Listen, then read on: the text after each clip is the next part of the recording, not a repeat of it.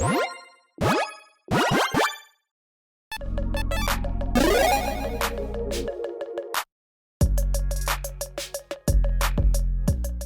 everyone, Mitch coming in for the Chimera's Core Studio. Welcome to the okay, that was terrible. That was my best aura. Anyways, JoJo. So, like I said, today's episode is all about JoJo's Bizarre Adventure, and on this episode, I'm going to take you through some incredible custom commanders inspired by it. These designs come to you from the amazing Custom Dragon Highlander community, a community dedicated to making incredible custom cards. And if you'd like to join their Discord, make sure you go do so. There's a link in the description below. And also a huge thank you to Alano, a fantastic member of that community that actually put this contest together. And now with all that said, let's jump into it.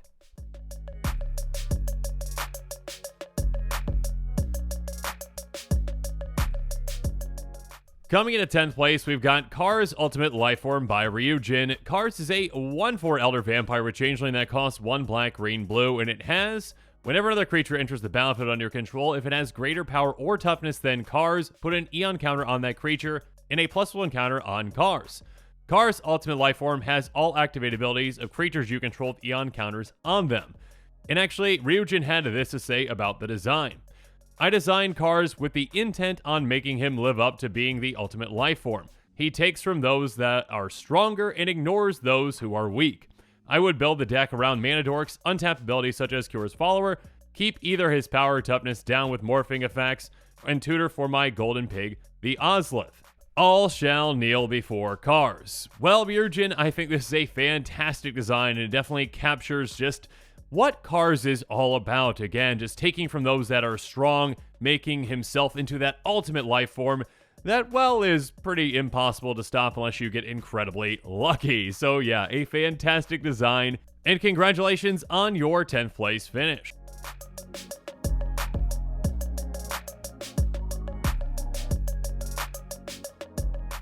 But now let's move on to 9th place with Jolyne Kujo by Kabuto. Jolyne is a 3/2 human for 2 blue-red that has stone free. Whenever Jolyne Kujo deals combat damage, it deals that much damage to target tapped creature defending player controls. And Unravel, pay 1 blue-blue, tap target creature, its controller untaps it at the end of the next combat step, activate only as a sorcery. So Kabuto had this to say about the design. When building this character, I wanted to incorporate a string prison type ability, so tapping a blocker down seemed like a way to go about this. I see this card being really good with Willbender, Cowardice, and Dismiss into Dream. It also acts as a form of removal if you give her evasion and get her through often.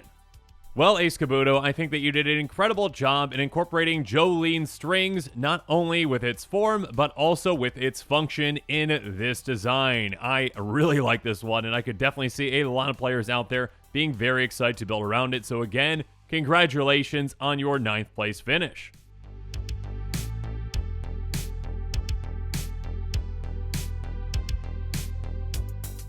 But now it's time for us to move on to number 8 with Cioccolata of Passion and Secco of Passion by Genji's Tights. Cioccolata is a 3/3 human cleric that costs 2 green and partners with Secco. It has Wither, and it says whenever a creature with a -1/-1 counter on it dies, proliferate. This ability triggers only once each turn.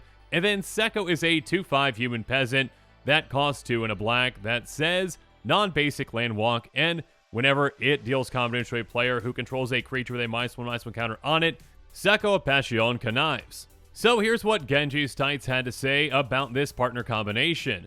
I decided on making Secco and Cioccolata partnered based on their close relationship in the show. Cioccolata's ability to decay people in the anime was the inspiration for the use of -1/-1 counters. Additionally, Secco's ability to literally swim through the land was why I decided to give him the non-basic land walk. A couple of cards I would personally add to this commander's deck would have to be Hepatra Vizier Poisons, Nest of Scarabs, and Doubling Season, of course, just around building the deck around -1/-1 counters on the entire board. Well, Genji's Tights, yeah, those are some fantastic picks for a deck built around these partner commanders. I think this is a great combination, really showcasing how these two work together in a fantastic way.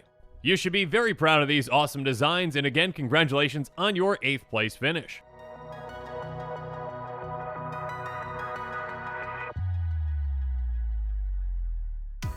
Next up though, let's move on to number 7 with Ultimate Stand the World by Jacoby, a 4/4 legendary enchantment creature spirit that costs 4 blue and a red, and it has, well, a lot of things, so here we go. Double strike, hexproof, vigilance. If damage to be dealt to Ultimate Stand the World, prevent that damage and you lose that much life. Instant sorcery spells you control have a lifelink. Tap, pay half your life, rounded up, choose one. This ability cannot be activated during extra turns. Take an extra turn after this one. The next spell you cast this turn, it can be cast as though it had flash. And Jacoby had this to say about the design. I always figured that the mechanics of stands within JoJo's were interesting, and on top of figuring that Dio wouldn't want to be commanded by anyone, the most logical thing would be for a Dio commander to be the world itself. The lifelink can be justified in the context of the life gain being represented as a source instead of life force, hence why Aetherix Reservoir is colorless, and while the world can use lifelink on Spellslinger. Well, Jacoby, this is an incredible design, and my goodness can this thing hit hard, and yeah, I would be very scared to go up against it. And yeah, I definitely see your point that Dio wouldn't want to be commanded, so yeah, again, congratulations on your 7th place finish.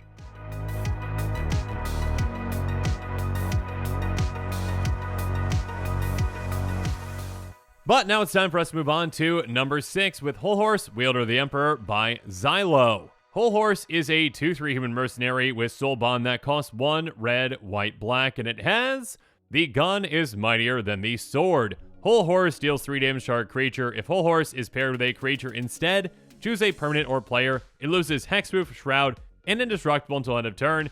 Then Hol Horse deals 3 damage to it, and better to be number 2. At the beginning of each end step, if Hol Horse isn't paired with a creature, return it to its owner's hand and create a treasure token. And Xylo had this to say about the design: the gun is mightier than the sword. The infamous Hol Horse is here to show why firearms overtook blades. As long as his trusty partner is around, he's a deadly foe. Of course, if that partner is gone, Hol Horse is quick to take the payment for his job and get out of there. After all, it's better to be number 2 than to end up dead. This is a design unlike anything I've ever seen before, and I really think it incorporates just all that makes Hol Horse, well, again, like you said, infamous, but also very comically infamous. I can definitely appreciate the use of Soul Bond on this commander, and yeah, I think that you incorporated a lot of great things with this design, so again, congratulations, Xylo, on your 6th place finish.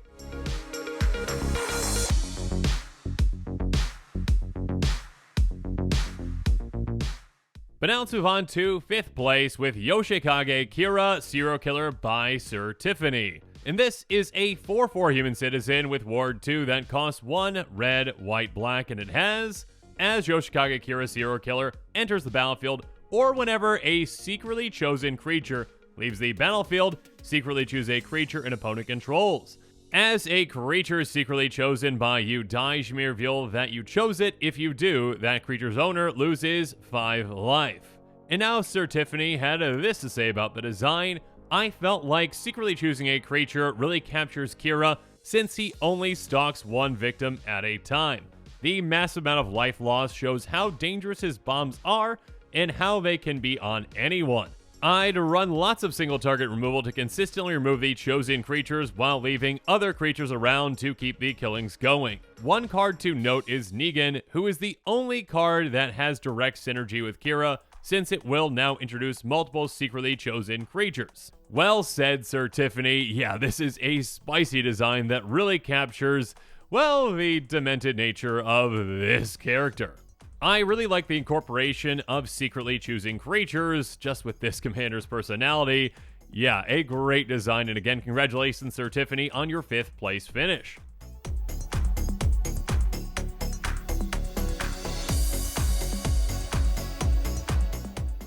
But now it's time for us to move on to number 4 with Mariah, Arrogant Goddess by Robotic Sub. Mariah is a 2/3 human that costs black-red, and it has, whenever an artifact creature you control deals combat damage to a player, put a magnet counter on target artifact. And tap, you may put an artifact card with mana value X or less from your graveyard on the battlefield, where X is the number of permanents with magnet counters on them. If you do, Mariah deals X damage to each player. And here's what Robotic Sub had to say about their design. Mariah was my card of choice because of the lack of ladies in the early parts, and she stood out. Plus, when I looked up counters, magnet counters were already a thing on a card called Magnetic Web, so I wanted her to utilize that. I'd go for a flavor deck running every card with the word magnet in it, as well as vehicles. Well, Robotic Sub, that would definitely be a very flavorful deck, and one that, well, could be pretty powerful with the right build as well. This commander, I think, has a lot of potential, and I think you did a great job designing around Mariah. So yeah, congratulations again on your 4th place finish.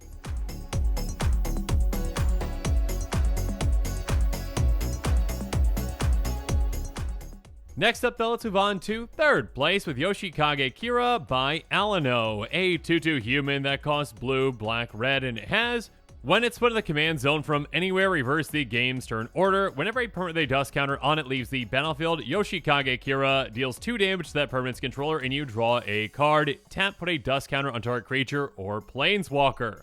And here's what Alano had to say about the design. Yoshikage Kira is one of my favorite characters in the series, and so I thought I'd try to make a card themed around Killer Queen. Reversing the game's turn order is meant to resemble going back in time. Not sure if it's shown well, but hope it is. Well, Alno, I think that it is shown very well, and I never expected to see a commander that could actually reverse the game's turn order, which obviously could have a massive impact and something that you can really play around with. On top of that, I really like the design of the dust counters, and I think this commander could have a lot of potential to build around. So yeah, Alano, congratulations on your 3rd place finish with this fantastic design.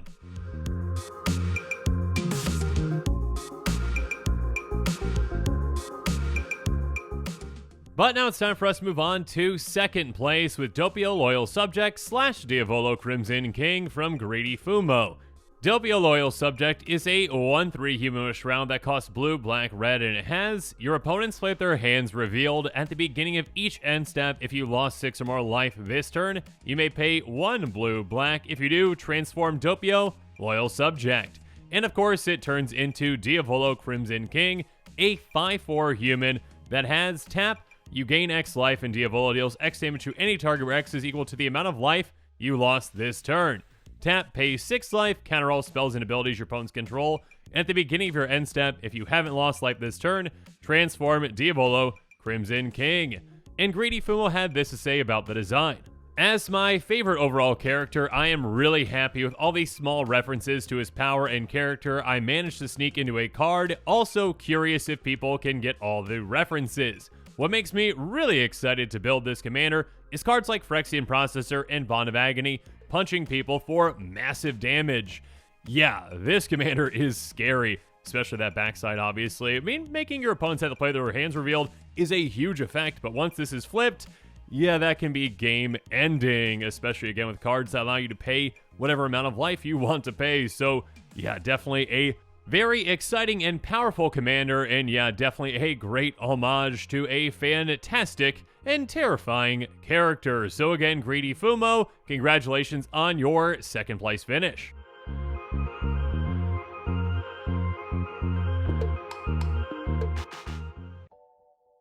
And now we have finally gotten to 1st place with Jotaro Kujo Stardust Crusader by How Typical, a 1/2 human warrior with 1st strike and trample that costs 1 green, white, blue, and it has Aura Rush. Whenever Jotaro Kujo deals combat damage to an opponent, put that many +1 counters on it. And the world, remove 10 +1 counters from Jotaro Kujo. Take an extra turn for this one. You can't activate this ability during extra turns. Activate only as a sorcery. And How Typical had this to say about the design. I really wanted to capture the essence of Jotaro's character by taking inspiration from his main abilities in the anime. I would definitely build him with cards that let Jotaro build up a ton of counters super fast, like Doubling Season and Proliferation effects, to churn out huge amounts of commander damage and take a ton of turns. Well, How Typical, you have made a monster in a monstrously powerful and cool design. This is a very good representation of Jotaro Kujo in the amount of power and potential that it has. I love how those counters build up and you can finally get to the true power of actually being able to take an extra turn. Of course, with that limitation of not being able to take extra turns during extra turns. Yeah, a very powerful, very well thought out design, and one that, yeah, again, I'd be very, very, very frightened to go up against. A fantastic design, and again, How Typical, congratulations on your 1st place finish. Again, a massive thank you to everyone over at Custom Dragon Highlander. I really enjoyed all of your incredible designs, and yeah, thank you to all those of you who designed, thank you to those of you who voted, and of course, a big thank you to Alno for organizing all of this. And again, if you are interested in joining their amazing community, make sure you check out that Discord invite link in the description below. So yeah, I hope that you enjoyed this episode. Let me know in the comments below what you thought of it. Let me know in the comments below what your favorite one of these JoJo cards is. What was your favorite design? What's your favorite character in JoJo? Can you do, no, better than me? Of course you can. So yeah, let me know in the comments below. And of course, as always, thanks again and have a good one. This show and episodes like this one are possible thanks to viewers like you. If you're looking for an easy way to help support this show, make sure that you like, share, and subscribe. Also, hit that bell notification icon so you don't miss any new episodes. You can also go check out our playmats and other merchandise at thecommandersquarters.com. We also have a ton of brand new t-shirt designs in stock, so make sure you check out those as well. Another easy way to support this show is with our TCG player affiliate links. So whether you're buying a deck or individual cards, you can use this general link right here or one in the description. And the final way that you can support this show is by supporting us directly by becoming a patron. There are many benefits to being a patron, and I truly couldn't do this without all of their support.